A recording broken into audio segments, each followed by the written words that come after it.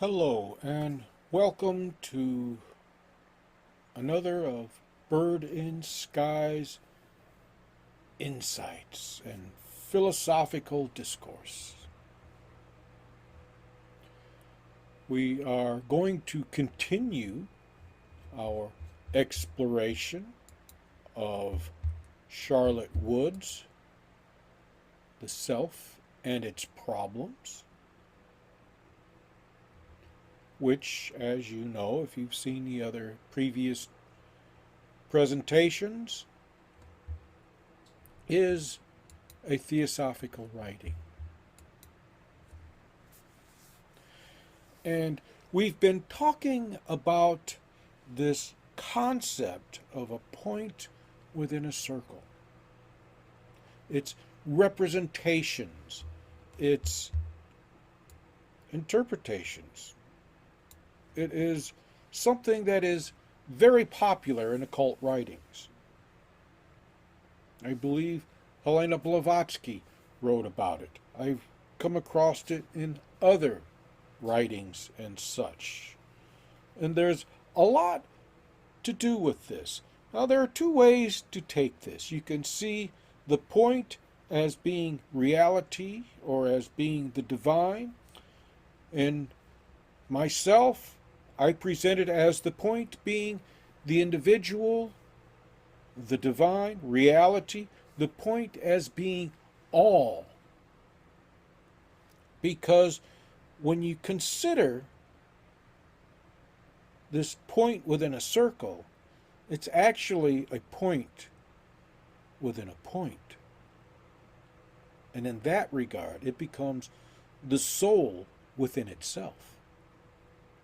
Now, there's something to think about. So, we continue with what Charlotte has written from Blavatsky's 1919 lectures. The line reverting to our symbol, meaning the point within a circle, extending to the circumference, the point with lines emanating from that point to the edge of the circle. Emanating is a key word because emanate does not mean that this one is separate from the other. It's like light. Light emanates from your bulb. Take a moment and look at your light. Look at a candle. Burn a candle. Light emanates outward from it. And this is what this is actually all about. So, the line, reverting to our symbol once more, is equally and at all moments of its wholeness at each extreme, at one reality, which is the point in movement and extension. We must not forget that the extremes are the determinations of a given reality. Now, what you have to do is see this, visualize this circle in front of you. Visualize this circle in front of you. And now there is this dot, this point. And from it emanates two lines that touch the circumference of this circle.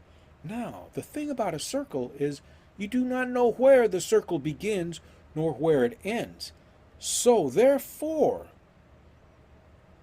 it is all one reality. No matter where the lines emanate from, they are still within the same reality, the same wholeness. If we again consider the point as the individual, the extending lines may easily be interpreted as reality, not only extending outward, but inward. We often interpret these lines emanating as dividing the circle. Hence, we have the concept of higher being, lower being. But it's all one being, which creates a paradox, because if it's all one being, how can you have a higher being and a lower being? How can you have an inner reality and an outer reality?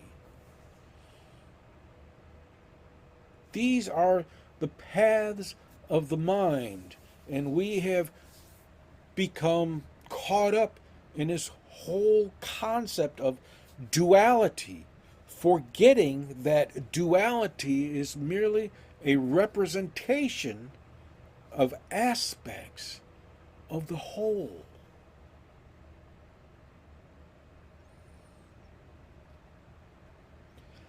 The extremes are not really divorced, or the extremes are not really separate.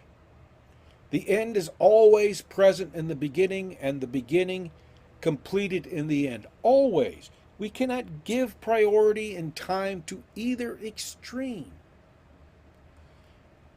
You can't focus on the beginning or the end. You cannot focus on the past or the future or even the present. You cannot focus on that. You cannot give it priority, because life does not arise from these extremes. Life all arises from a central point, which is neither matter nor spirit. That is the quantum realm, which is neither one nor the other. It is potential. And the application that's being put forth is relative to the nature of matter and spirit, life, creation of life. But this can easily be applied in a fashion that is relative to you as an individual, as a material or immaterial being. Because you are both. You are immaterial and material. While maintaining the idea of this as a symbol, and on the basis of existence, we continually move between the demonstrated extremes. We continually move from one extreme to the other, back and forth, to and fro. It's a rhythm. It's a natural rhythm of nature, and cycles create the natural rhythms of nature. It is a cycle.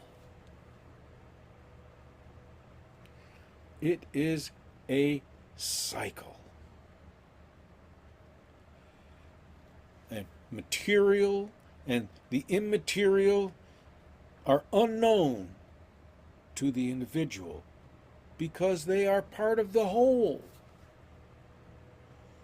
The immaterial flows into the material. The material flows into the immaterial. It's not that we have opposites.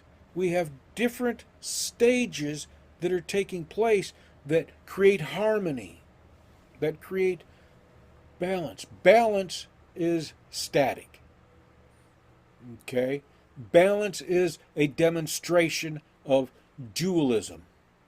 Harmony is dualism in motion, because dualism in motion can only portray the whole.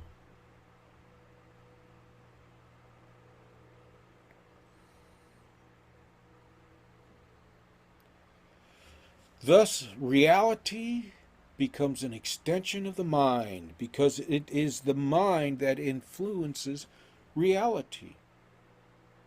The law of attraction, where the mind is focused, that is where it goes, and where it goes, that is what occurs. Maybe not to our idyllic version or vision, however you want to put it, but it still occurs, because the thing is that what makes up the whole, you have your whole and I have my whole, and then when we come together we have a larger whole, and it grows exponentially. If the divine dwells within me, then the divine dwells within you. And if the divine dwells within you, then the divine dwells in those people I encounter. And if the divine dwells within those people I encounter, the divine dwells in all. It grows. The divine grows exponentially. Aspects of the whole. Reality being influenced by the interaction of minds. The more minds that are focused in a general direction, the more likely that that is going to occur. That's how we get these ages. That's how we encounter these social disruptions and such, because minds come together and they're focused in a general direction. Our fundamental paradox is that the line, being the point produced and extended by movement throughout the whole length of the moving line, the point remains central. All that emanates outward from that point emanates, but the point is always central. And there is always an extreme reach of what emanates, because what emanates from the center is strongest, not the center, because the center is where everything emanates from. The emanation is strongest as it is closest relatively to the center, and weakest relative to the center. But at the very center is flux. It's nothing but potentiality. Nothing but potentiality. It is the fundamental paradox. And throughout the paradox, the individual remains. You remain.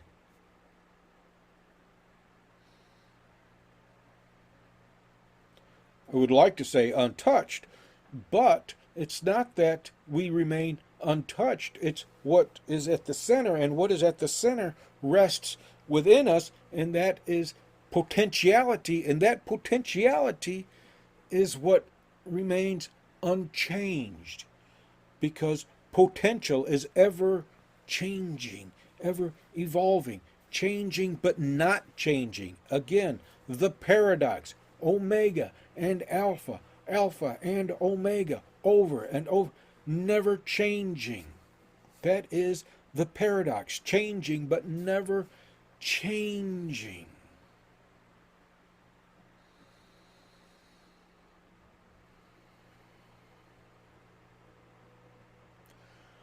Our symbol has further significance, which we have not yet stressed. The line moves within the circle in two senses or two directions. The lines move. The emanations move outward. What emanates forward emanates behind. What emanates to one side emanates to the other. And there is perpetual flux from the center of the circumference, you, the point, and from the circumference back to the center. Okay, so we have you, the point. There is perpetual flux. However, at the very edges, there is also perpetual flux, because what is emanated out also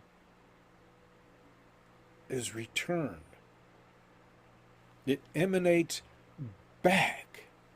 And what is emanated back is emanated from those who are at the edges of our circumference. I emanate, you emanate. You are watching the video, you are emanating, and through that very video you are emanating back to me, just as I am emanating towards you through the video. It's paradoxical. It's sublime. It's undeniable. Perpetual flux.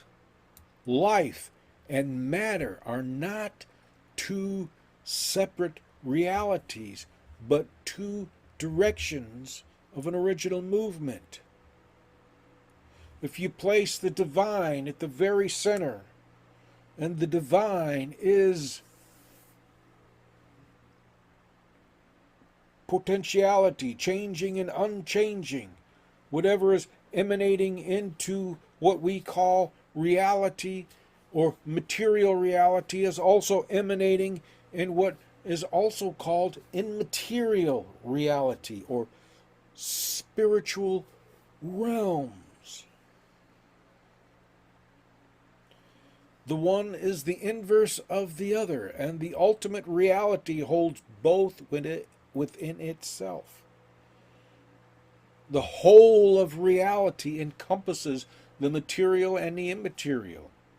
Your whole reality encompasses what is without and what is within, what is outside of you and what is inside of you. That is your reality. It encompasses both. There is not one or the other.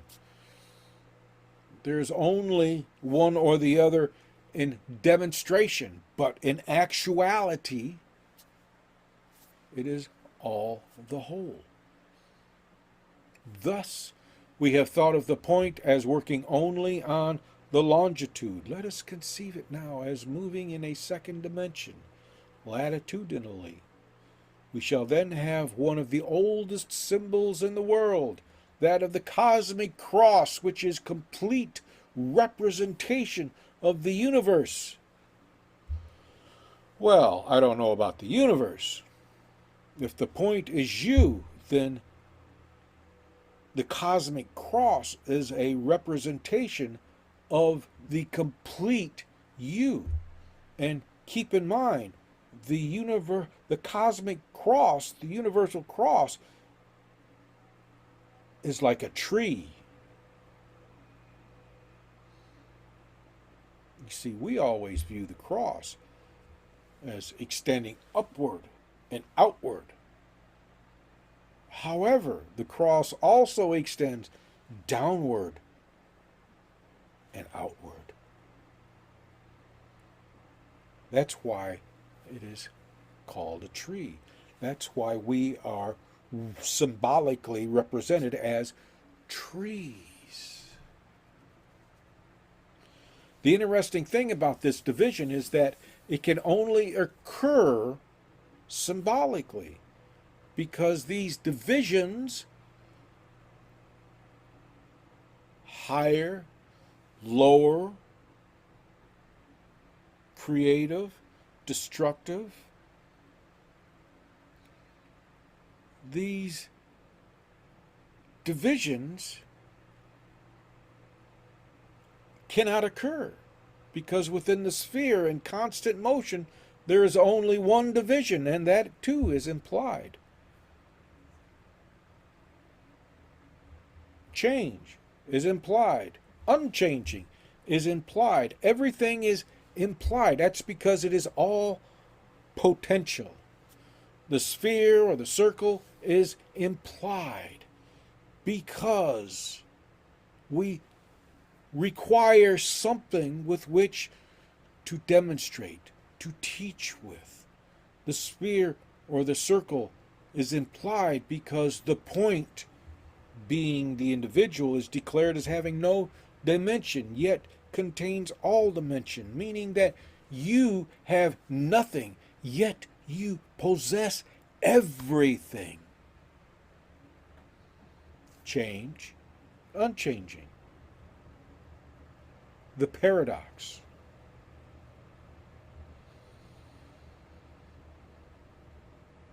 The paradox.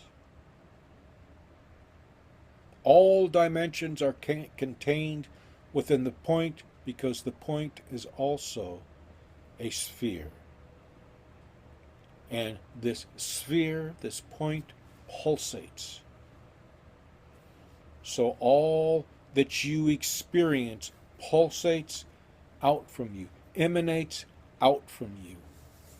And the point always remains the central, evolving principle and the manifestations which are to proceed from it. You are the central point. You are the creative force in all that you experience. It is the interior nucleus of being, developing all things from itself. It is the mind within you, that nucleus which develops all things within you, yet remains concealed, hidden within the very forms you seek to create, because they are all self-expression. I'm an artist. What you see behind me is a manifestation of my expression, of a version of reality, sacredness, solemnity.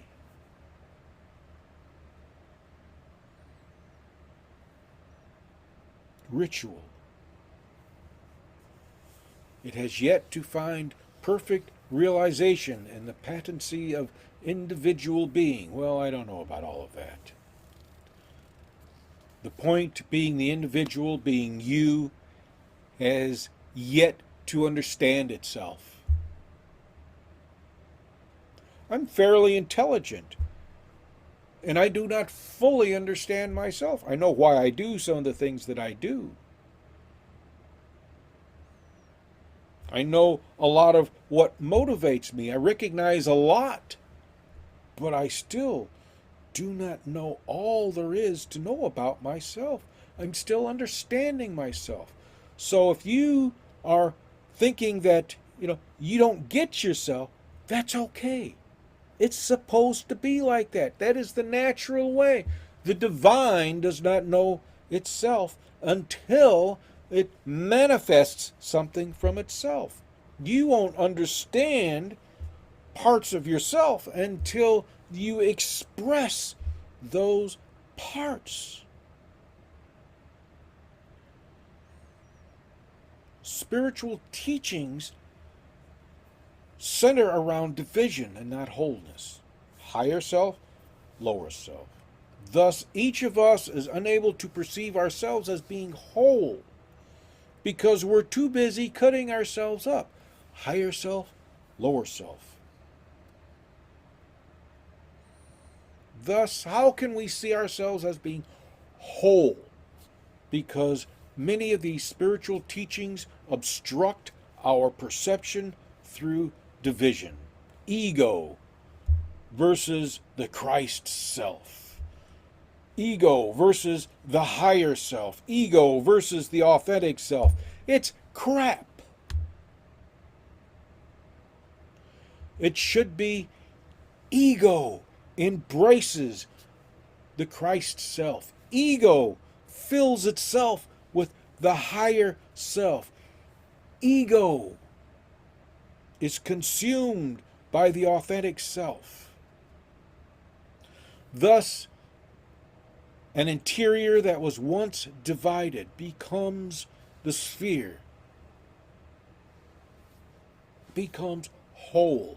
And that is part of our growth spiritually, is to experience, understand, and accept all aspects of ourselves. And as we accept all aspects of ourselves, we have no choice but to accept all aspects of others as well, as being who they are.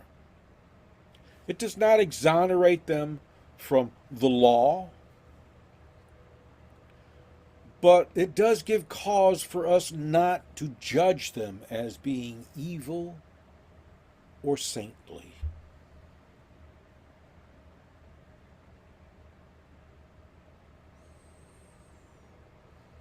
It's all about what emanates from us and what we choose to emanate from us.